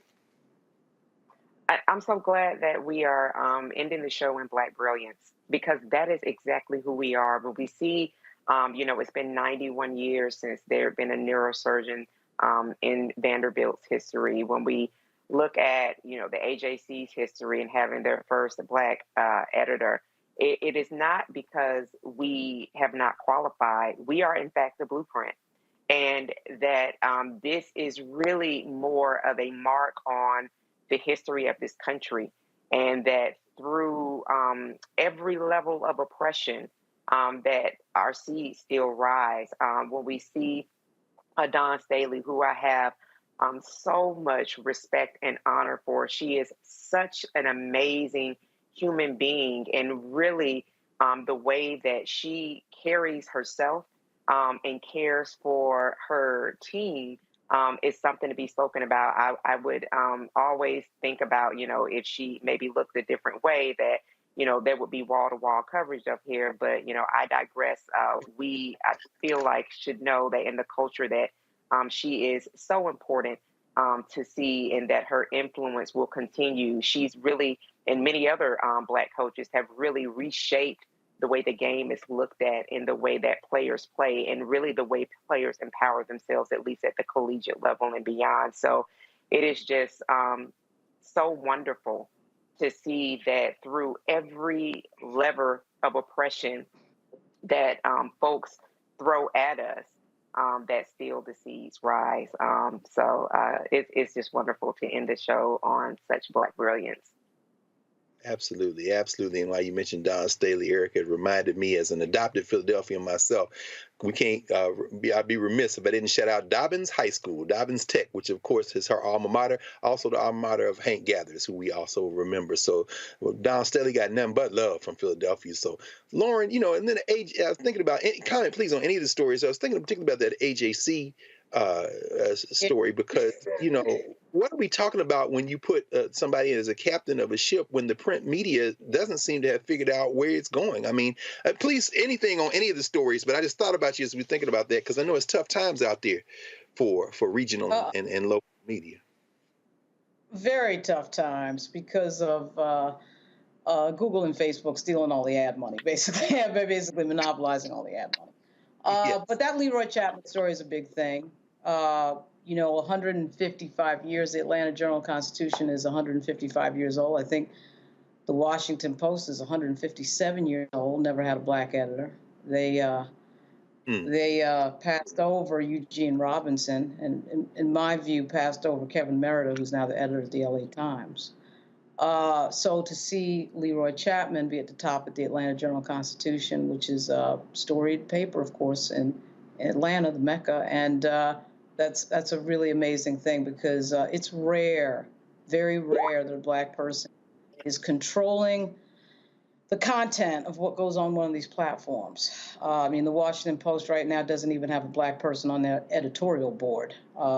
It's a 8-person, I think, editorial board at the Post. And the city that some have referred to as Chocolate City, still majority black, though barely.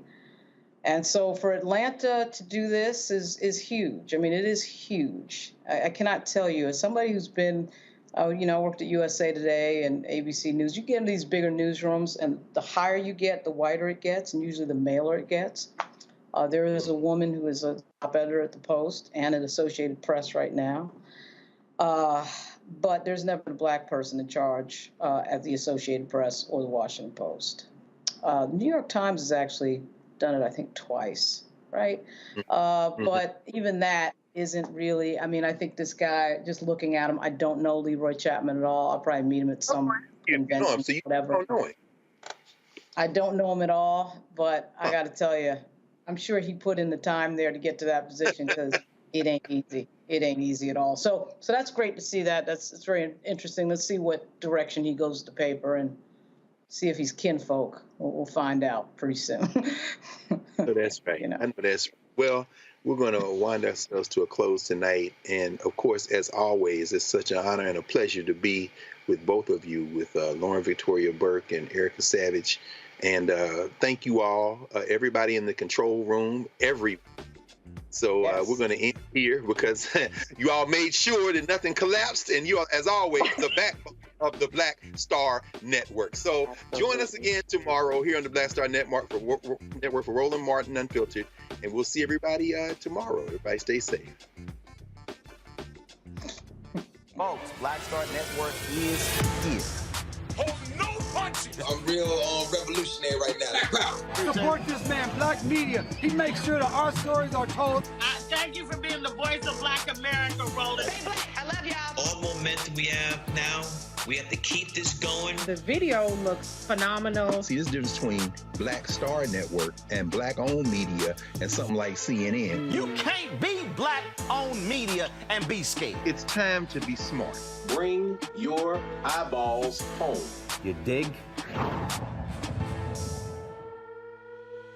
Pull up a chair. Take your seat. The Black Tape with me, Dr. Greg Carr, here on the Black Star Network. Every week, we'll take a deeper dive into the world we're living in. Join the conversation only on the Black Star Network. Hi, I'm Dr. Jackie Hood Martin, and I have a question for you. Ever feel as if your life is teetering and the weight and pressure of the world is consistently on your shoulders? Well, let me tell you, living a balanced life isn't easy. Join me each Tuesday on Black Star Network for A Balanced Life with Dr. Jackie. We're all impacted by the culture, whether we know it or not. From politics to music and entertainment, it's a huge part of our lives, and we're going to talk about it every day right here on The Culture with me, Faraji Muhammad, only on the Black Star Network.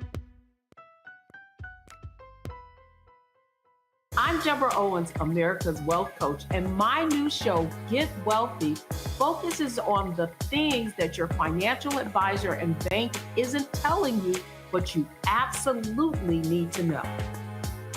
So watch Get Wealthy on the Black Star Network.